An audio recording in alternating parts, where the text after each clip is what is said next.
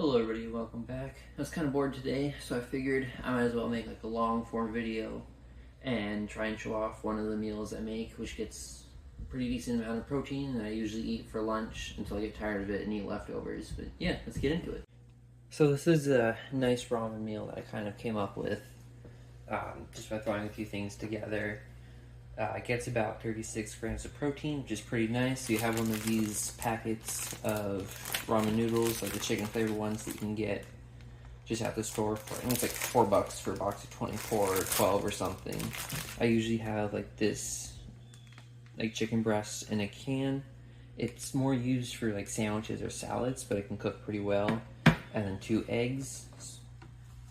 So what I do is I'll take a packet of ramen noodles, because that's the main part of the meal, and then half a can of the chicken breast, which gets about 26 grams of protein, which is where most of the protein is coming from. And then you cook the 2 of those together, you put the flavored powdering packet in there, stir it together, and at the last time when you're done cooking, for the last minute, what you do is you then crack and drop 2 eggs into it, and you mix it all together. Alright, now that the water's starting to boil more, what I usually did is, I forgot I was supposed to be filming, and already mushed this up. But since I already in bigger chunks, I kind of just mush it together so that way it can fit in, filter in with the noodles better, but you can keep it chunky if you want. And then, you can pack it, loud and crinkly. Don't want to boil this. Put the noodles in. Put the chicken in.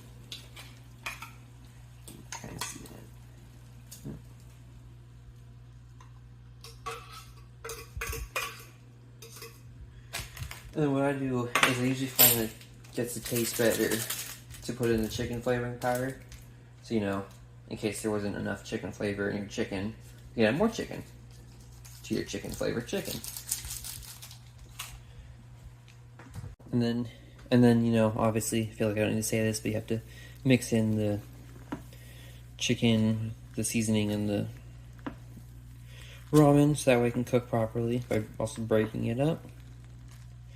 And then you basically just let it sit and boil while stirring it occasionally until all the noodles are soft enough to eat.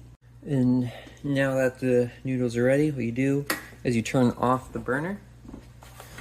You grab your eggs. I usually do 2. You can do 1. Crack them. I'm gonna just clean up that mess. And you just drop them right in the middle of the noodles without splashing boiling water on yourself like I just did.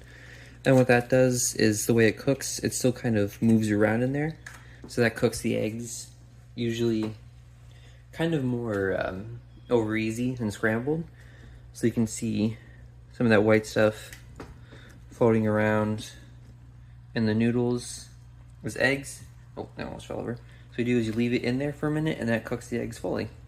All right, now that you're done with cooking the eggs in the water, what you do is you just want to dump it on your plate, obviously, because you don't want to eat it out of the pot. We're civilized here, sometimes. You want to scrape it all out. So what I do then is, you can eat it just like this, but what I do is I mix it up. So what that does is it mixes the eggs and coats the ramen in the eggs.